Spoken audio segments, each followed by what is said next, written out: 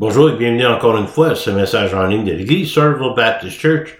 Pasteur Michel à votre service et au service de notre Seigneur Jésus avec sa précieuse parole.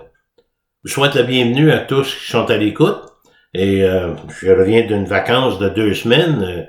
Je me sens prêt à réembarquer dans l'enseignement de la parole de Dieu. Je remercie Seigneur pour ça qu'il m'a montré durant les vacances en faisant ma lecture quotidienne dans la Bible.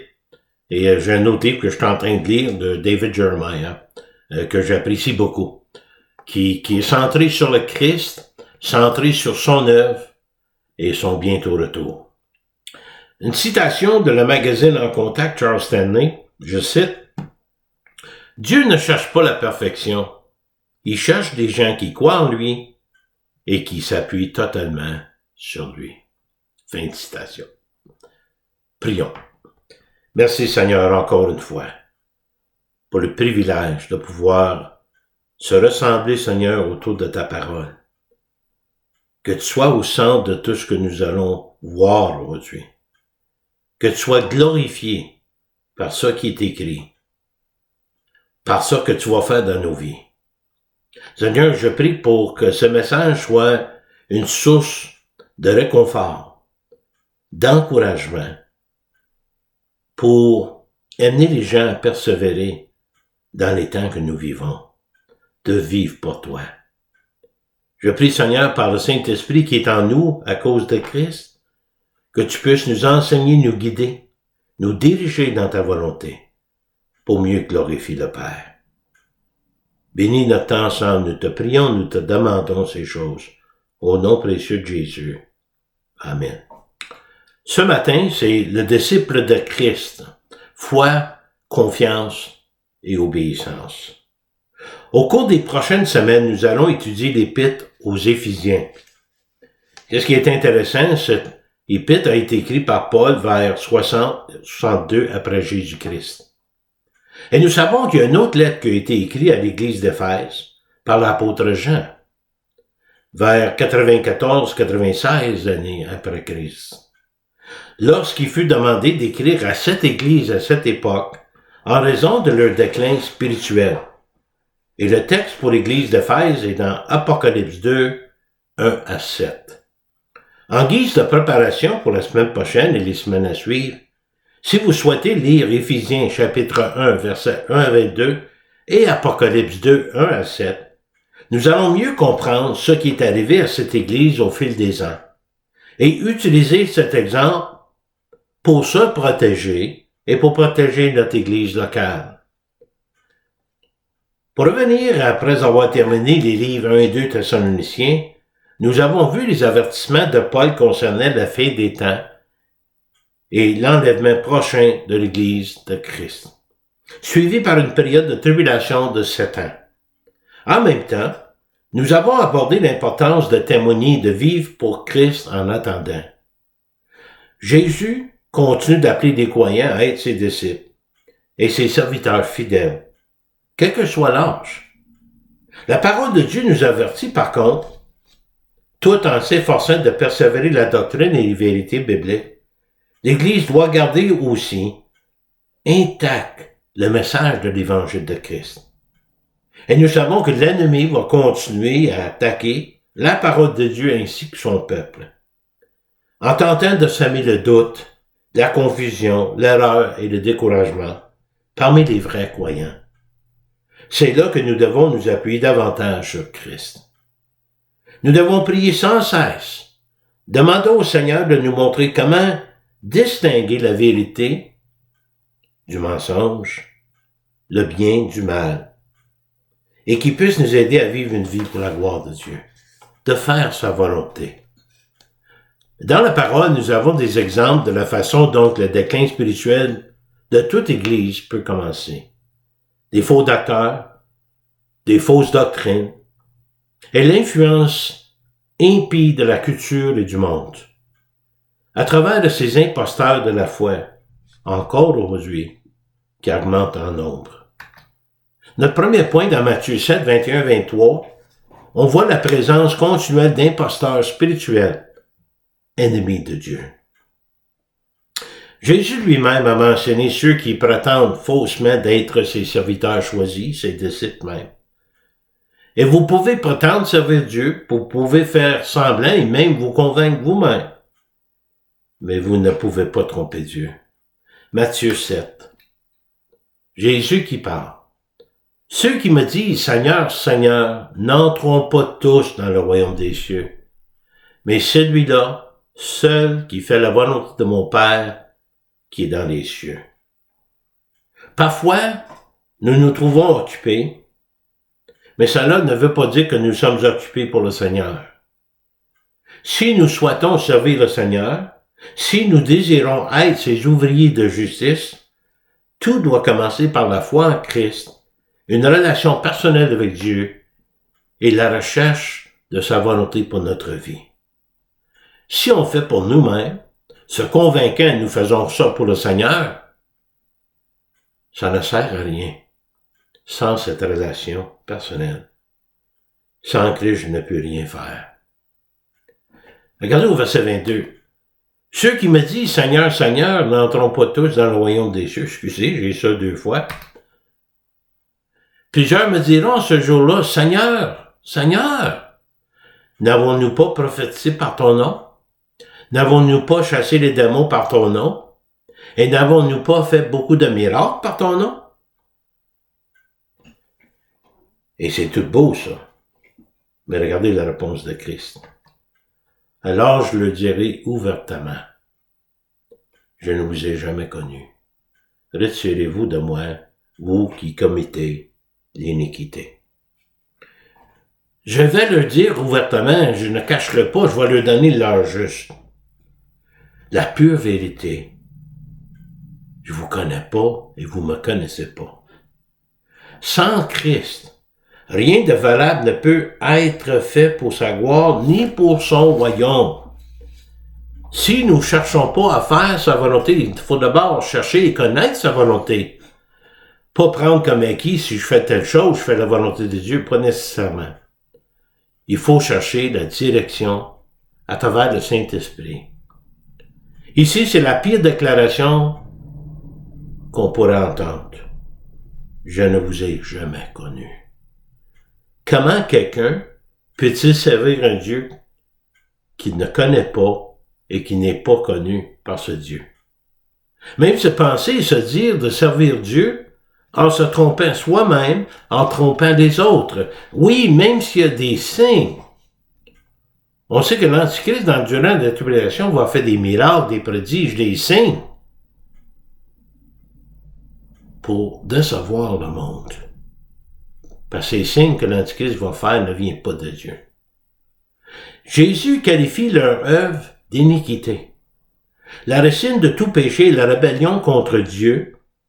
Accomplir ses œuvres pour leur propre bénéfice. Peut-être en pensant d'être justifié par ses œuvres. Regarde, Seigneur, tout ce qu'on a fait.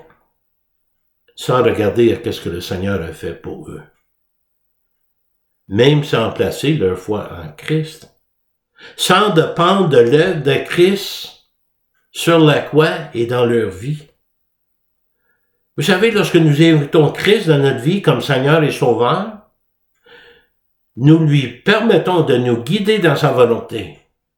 Nous désirons apprendre et à suivre son plan personnel pour nos vies, chacun différent. Le chemin qui nous est préparé vers notre salut personnel. Notre rôle, pour être un vrai disciple de Christ, la foi, la confiance et l'obéissance. Trouver sa volonté pour ensuite faire sa volonté. Quel est l'un des principaux obstacles à la foi en Christ? Les personnes religieuses qui font de l'interférence spirituelle, qui nuisent à ce que Dieu veut accomplir, soit par une religion d'homme, un système de croyances basé sur la philosophie ou des croyances populaires, des superstitions, ça n'arrive pas. Et nous savons, il y aura toujours la présence continuelle d'imposteurs spirituels, ennemis de Dieu, qui ne connaissent pas Dieu, donc ne sont pas envoyés de Dieu. Pour nous, Il faut se méfier des faux prophètes, des faux docteurs, des faux apôtres, tous ceux qui disent envoyés par Christ qui ne le sont pas, de ceux décrits dans la parole de Dieu comme des loups ravisseurs déguisés en brebis. Ayant cette pensée en tête, la première étape est appelée par Christ comme disciple de Christ. Vous savez, Jésus a rassemblé beaucoup de personnes qui se sont appelés disciples, c'est-à-dire des étudiants et apprentis du Maître qui était Jésus. Dans Jean chapitre 6, on l'a déjà vu, plusieurs y ont quitté. Ils ne suivaient plus Jésus quand il a demandé un engagement solide et sincère. On va regarder un de mes passages préférés, la pêche miraculeuse, qui est un appel miraculeux des hommes à Christ, où certains disciples sont choisis qui deviendront ses apôtres. Dans Luc 5:1 et Matthieu 9:9, ceux choisis de Christ, disciples pour devenir apôtres, connus de Dieu. Dans cette histoire, nous voyons la souveraineté de Dieu qui organise tous les détails afin de s'accomplir sa volonté et son plan pour certaines personnes. Jésus appelle officiellement ses premiers disciples et Jésus sait toujours ceux qui lui appartiennent vraiment. Et on va voir aussi dans cette histoire le travail du Saint-Esprit qui va apporter un intérêt à Jésus, à qu'est-ce qu'il dit, et jusqu'au point de l'obéissance de qu'est-ce que Jésus demande. Il y a beaucoup de gens qui écoutent attentivement les paroles de Dieu, ils disent de Jésus qu'il prêche avec autorité, parlant de le plan de son Père, le royaume et le salut. Mais il y a un plan particulier ici pour des hommes qui viennent de finir leur nuit de travail, si on peut dire. Lisons l'histoire. Comme Jésus se trouvait auprès du lac de Gennesaret, et que la foule se pressait autour de lui pour entendre la parole de Dieu, il vit au bord du lac 2 barques, d'où les pêcheurs étaient descendus pour laver leurs filets. Donc, il y a beaucoup de gens, tellement qu'ils sont intéressés, ils prêchent Jésus, puis à un moment donné, il est sur le bord de l'eau, il a besoin d'être à quelque part pour continuer son discours. Il vit au bord 2 barques, et j'essaie d'imaginer Jésus dans sa tête. Tout est déjà planifié, tout est déjà préparé, et il fait exprès passer où les 2 barques. Jésus monte volontairement dans la barque de Simon-Pierre et il fait une demande. Avant cela, verset 3. Jésus montait dans l'une de ces barques qui était à Simon. Pensez-vous que Jésus ne savait pas c'était à Simon? Et il le pria de s'éloigner un peu de terre, puis il s'assit et la barque, il enseignait la foule. Simon semble répondre à la demande de Jésus sans hésitation, montrant quelque peu un intérêt pour ce que Jésus disait, probablement. Mais ici, ce serait le premier d'innombrables pas de foi et d'obéissance de la part de Simon. Une obéissance instantanée. Sûrement que Pierre était fatigué, Simon. Peut-être qu'il voulait finir le début de sa journée pour aller se coucher. Il avait péché toute la nuit. Mais avant ça, Jésus fait une autre demande qui semble déraisonnable. Verset 4. Lorsque Jésus eut cessé de parler, il dit à Simon, « Avance en pleine eau et jetez vos filets pour pêcher. » Vous savez, ces pêcheurs pêchaient la nuit. Niveau commercial, lorsque les poissons étaient dans les eaux peu profondes, ça aurait été plus facile d'attraper avec les filets les poissons. Mais ici, Jésus leur dit d'aller plus en profondeur, et en plus de ça, en plein jour. C'est un non-sens. Est-ce que Simon et les autres savaient que Jésus était un ouvrier ou un menuisier? On ne sait pas. Mais regarde ici la réponse de Simon. Deuxième pas d'obéissance. Simon lui répondit, Maître, nous avons travaillé toute la nuit sans rien prendre, mais sur ta parole, je jetterai le filet. Simon, qui est un pêcheur professionnel, obéit à l'ordre de Jésus de reprendre la mer, de jeter le filet de nouveau. Qui n'a pas de sens. Au niveau de son emploi, ça n'a pas de sens de faire ça, mais sur ta parole. Mais remarquez bien qu'il adresse Jésus comme maître. Simon obéit au Seigneur et jette à nouveau les filets sur ta parole, il dit à Jésus. Bientôt, Simon découvrira la puissance de la parole de Dieu de bien des façons. Mais si Simon manifeste sa foi et sa confiance dans la parole du Seigneur. Donc Simon et ses associés sont récompensés pour leur obéissance, verset 6, l'ayant jeté, ils prirent une grande quantité de poissons, et leurs filets se rompaient. Ils firent signe à leurs compagnons, qui étaient à l'autre barque, de venir les aider, et venir pour y remplir les deux barques au point qu'elles s'enfonçaient. Quand il n'y a pas d'obéissance en ça que Dieu nous demande, nous sommes bénis, mais les autres autour de nous sont bénis. Nous devenons une bénédiction.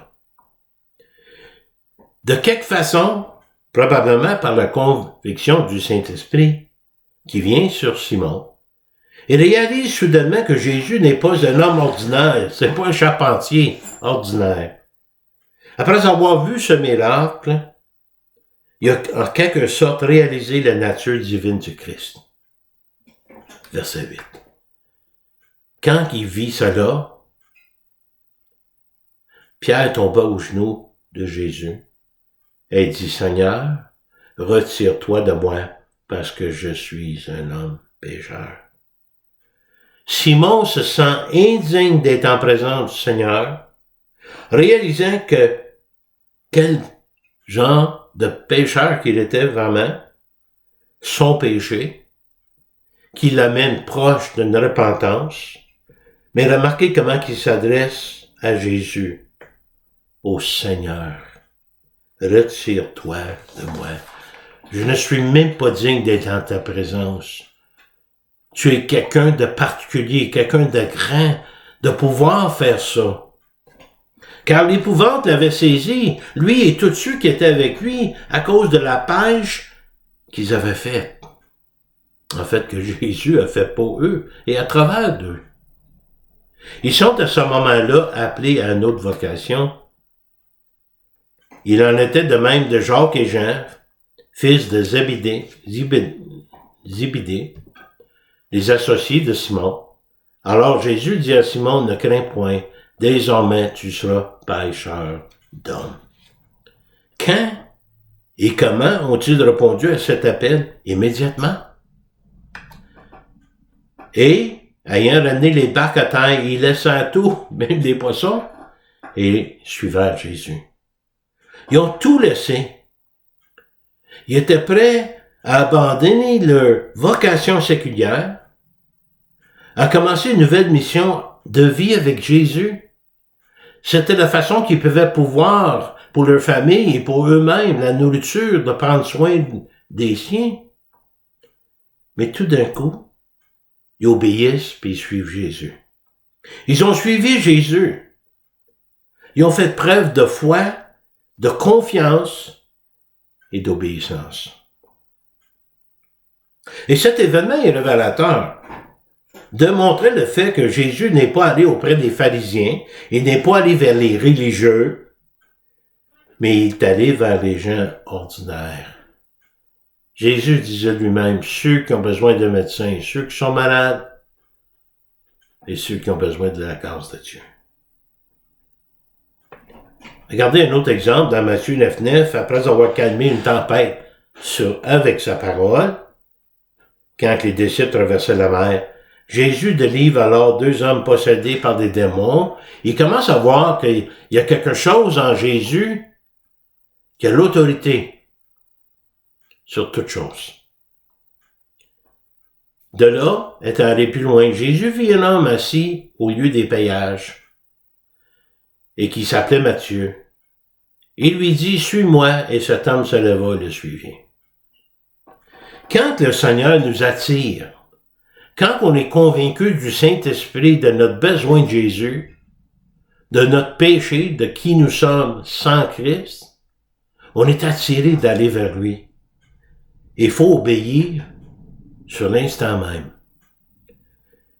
Dans d'autres histoires, dans Jean 1, 43, 51, Philippe et Nathanaël sont appelés pour suivre le Christ.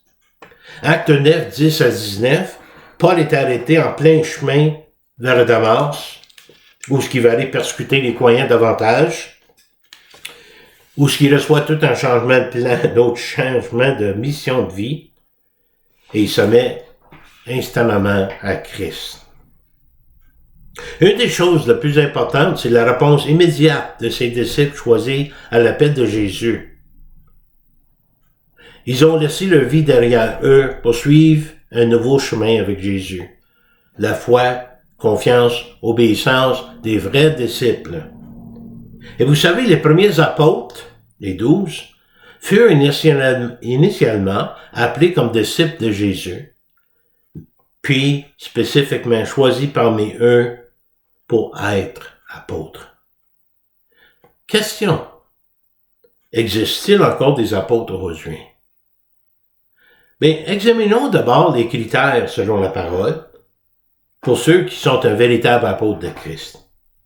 En se rappelant que les apôtres sont des personnes reconnues ayant des qualifications et des rôles spécifiques venant de Christ. D'abord, ils sont mandatés personnellement par Christ. Choisis et envoyés par Jésus lui-même, les 12 apôtres d'origine. Je vous donne quelques versets où ce qui choisit les 12. Matthieu 10, 1 à 4, Marc 3, 13 à 19 et Luc 6, 12 à 16. Même parmi les 12, Jésus a choisi Judas Iscariote qui allait le trahir. Mais plus tard, il va commissionner l'apôtre Paul pour un apôtre qui va aller vers les Juifs et les gentils. Ils sont témoins et participants du ministère de Jésus. Ils passent du temps avec Jésus durant son ministère, la plupart 3 ans environ, de son baptême à son ascension auprès du Père. Ils sont témoins de ses enseignements, ses miracles, ses paroles. Et ils sont témoins oculaires de la résurrection du Christ ressuscité qu'ils ont vu de leurs propres yeux. Ils étaient témoins d'un Christ ressuscité qui sera le message de base pour l'Évangile soit convaincant. Établissement d'église et de doctrine, le Nouveau Testament que nous avons, ils étaient responsables pour fonder les églises et de fonder la doctrine biblique. Et cinquièmement, ils avaient une démonstration de signes et de prodiges, des dons-signes que j'appelle. Des apôtres ayant un certain pouvoir de guérir les malades, chasser les démons, parler en langue connue, comme à la Pentecôte, comme preuve de leur autorité reçue du Christ.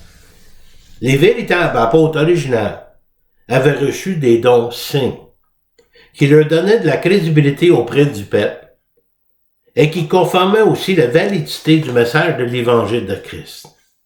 Et dans le cas de Paul, bien que Paul n'était pas là pour remplir tous les critères pour être un apôtre, durant le ministère terrestre de Jésus, il est considéré comme un apôtre en raison de sa rencontre directe avec le Christ ressuscité sur le chemin de Damas.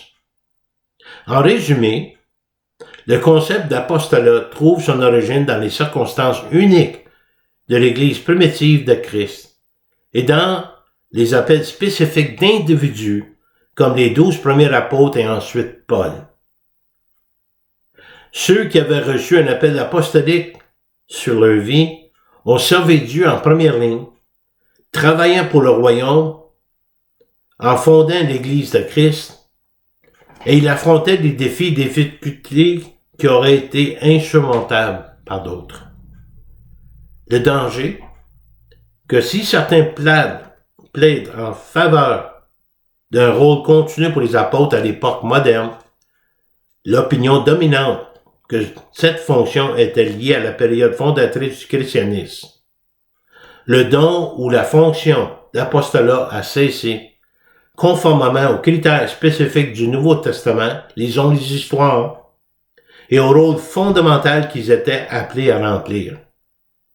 Puisqu'il n'y ait plus d'apôtres aujourd'hui, aucune nouvelle écriture ne sera ajoutée au canon. Avec l'Apocalypse, écrit par l'apôtre Jean, le dernier des apôtres, nous avons la révélation complète de Dieu. Fait que nous pouvons être sur nos gardes. Si quelqu'un se nomme, se donne des titres comme apôtre, prophète, mais ils ne le sont pas, regardons aux Écritures. Demandez à Dieu d'avoir le discernement, de savoir la différence. Donc ici, dans Luc 5, 1 à 11, même Matthieu 9, 9, il y a d'autres versets. Ceux choisis par Christ, disciples, pour devenir apôtres, qui sont connus de Dieu. Ils vont accomplir la volonté de Dieu. Ils sont appelés pour ça.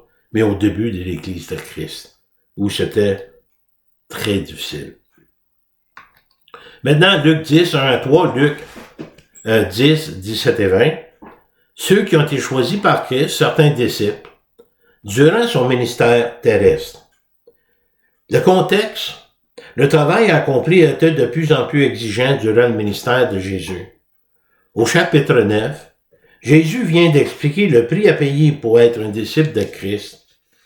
Et il y a une certaine mission qui est confiée à 70 autres disciples dans Luc 10. Allons au texte. Après cela, le Seigneur désigna encore 70 autres disciples et les envoyait 2 à 2 devant lui dans toutes les villes et dans tous les lieux où lui-même devait aller. Et il leur dit la raison pour tout ça, la moisson est grande, il y a peu d'ouvriers. Priez donc le maître de la moisson d'envoyer des ouvriers pour sa moisson. Partez, voici, je vous envoie comme des agneaux au milieu des loups. Au début, on a vu des imposteurs spirituels. C'était des loups parmi des agneaux. Mais ici, eux autres, les agneaux sont au milieu des loups.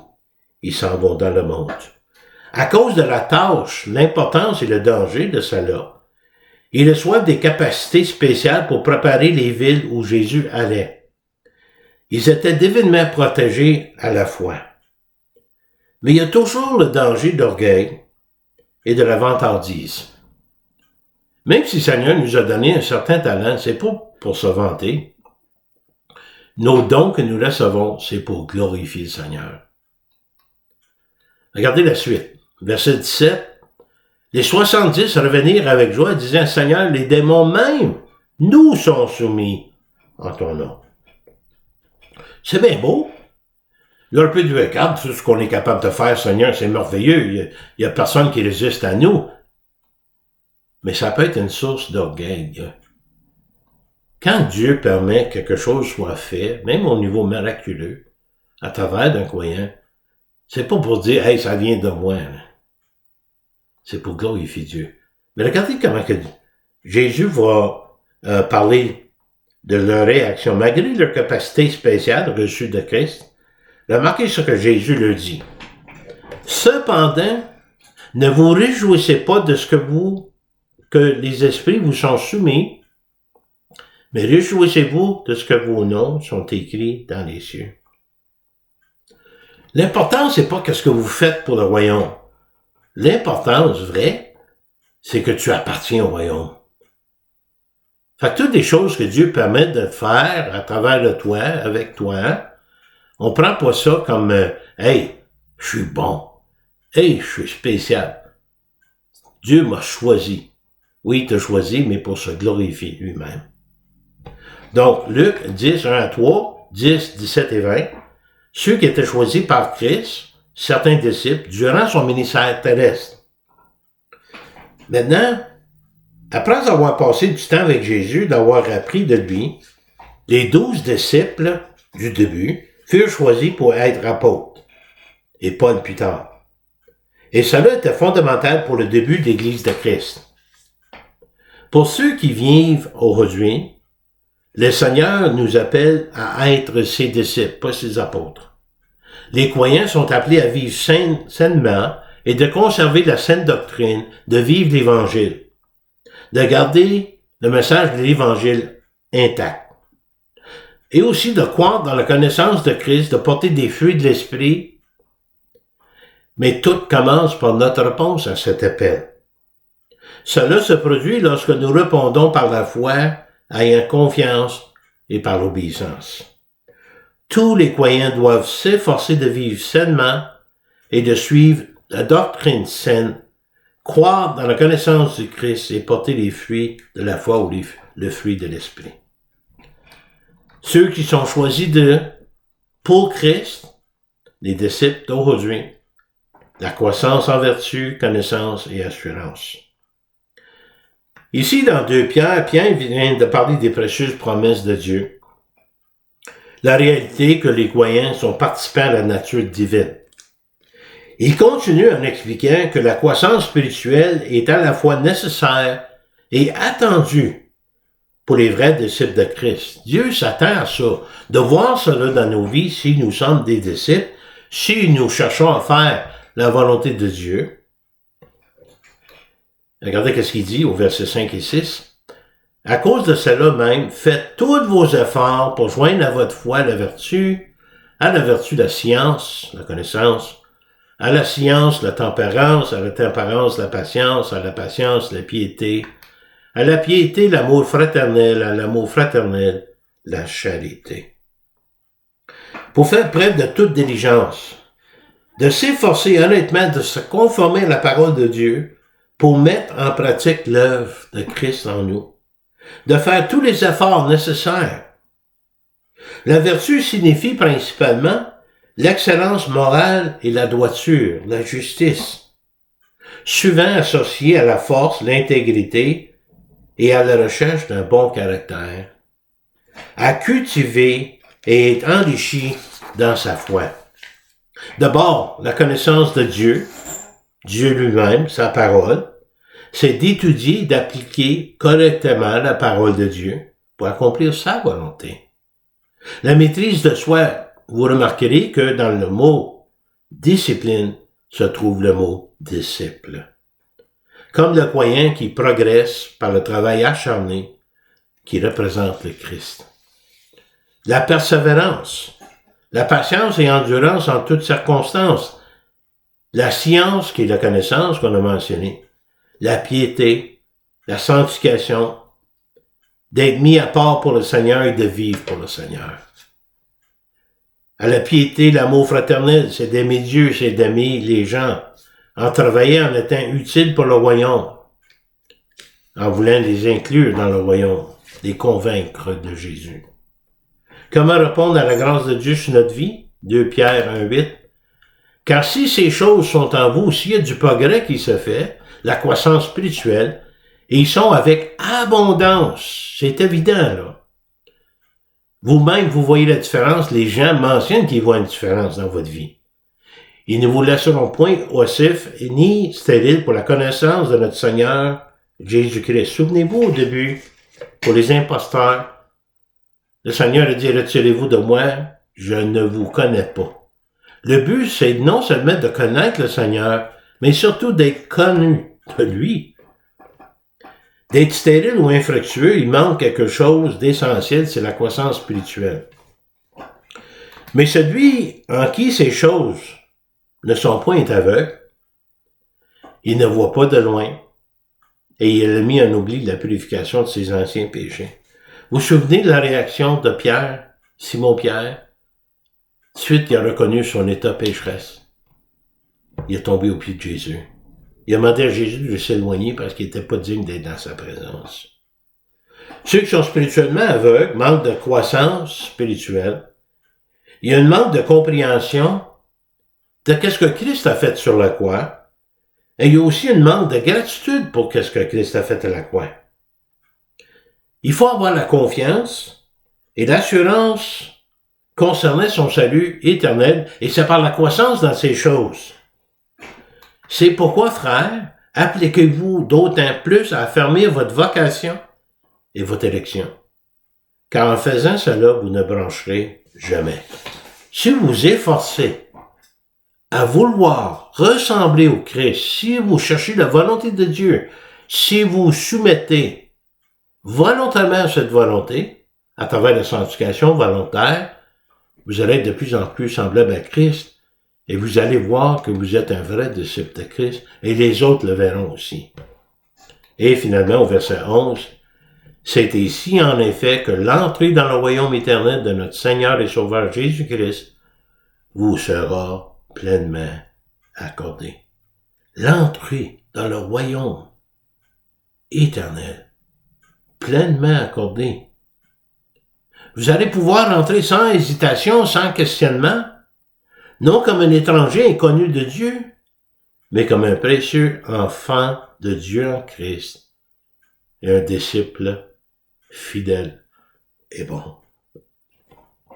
Choisis pour Christ, les disciples d'aujourd'hui, la croissance en vertu, connaissance et assurance.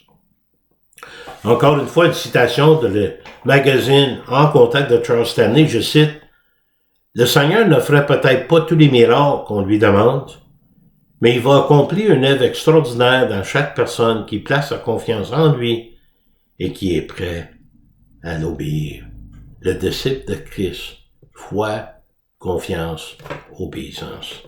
On va terminer avec quelques versets dans 1 Pierre 1. C'est là qui fait votre joie, quoique maintenant, puisqu'il le faut, vous soyez attristés pour un peu de temps par diverses épreuves, afin que l'épreuve de votre foi, plus précieuse que l'or périssable, votre foi ne périra pas, qui est cependant éprouvée par le feu, ça peut faire mal, ait pour résultat, le résultat final, la louange, la gloire, l'honneur, lorsque Jésus-Christ apparaîtra. Il sera glorifié par vous et vous serez glorifiés en lui. Lui que vous aimez sans avoir vu, en qui vous croyez sans l'avoir encore, vous réjouissant d'une joie ineffable et glorieuse, parce que vous obtiendrez le salut de vos âmes au prix de votre foi. Pour un serviteur, pour un disciple fidèle aujourd'hui pour le Seigneur, la foi, la confiance et l'obéissance. Prions le Seigneur. Merci Seigneur pour ces paroles, pour ces exemples de comment est-ce que tu as appelé les 12 Seigneurs pour une mission particulière, pour le début de l'Église de Christ, et là-dessus, il y en a un qui t'a trahi. Mais tu n'avais un autre en vue. Plus tard, Paul a été choisi et appelé, non seulement pour le peuple juif, mais aussi pour les gentils, pour nous. Merci Seigneur, pour ceux qui sont à l'écoute, qu'on puisse grandir davantage, être de plus en plus semblable à Christ. Mais s'il y a quelqu'un qui écoute ce message, je ne te connais pas au niveau personnel, comme Seigneur et Sauveur de leur vie. Seigneur, comme tu as fait avec Simon-Pierre, comme tu as fait avec moi, convaincre par le Saint-Esprit le besoin spirituel qu'ils ont. Et on va te dire merci, Seigneur, pour cela. Pour ce que tu fais chaque jour pour nous, ce que tu vas faire dans les jours à suivre. On te remercie, on te loue, on te rend gloire. Au nom précieux de ton Fils Jésus. Amen. Vous pouvez me contacter ici à l'église Somerville Baptist Church, mon téléphone, 819-889-2819. J'ai un répondeur si je suis pas au bureau. Normalement, je suis au bureau le mardi matin 9h jusqu'à vendredi après-midi quand j'enregistre les messages. Si vous avez des questions, des requêtes de prière, peut-être on ne s'est jamais parlé, n'hésitez pas à me téléphoner, qu'on puisse jaser ensemble et prendre un temps de prière ensemble. Mon courriel, mihoule@netrevolution.com. Et aussi, je vous invite à l'église ici, si vous n'êtes jamais venu, le dimanche matin à 9h en français, un temps de partage en français à 10h, puis à 11h, notre culte en anglais. Le même message pour les deux. Le message que je vous prêche aujourd'hui, c'est le message que je vais prêcher dimanche. En attendant, merci de votre fidélité d'écoute. Que le Seigneur vous bénisse, qu'il vous garde, et à la prochaine fois.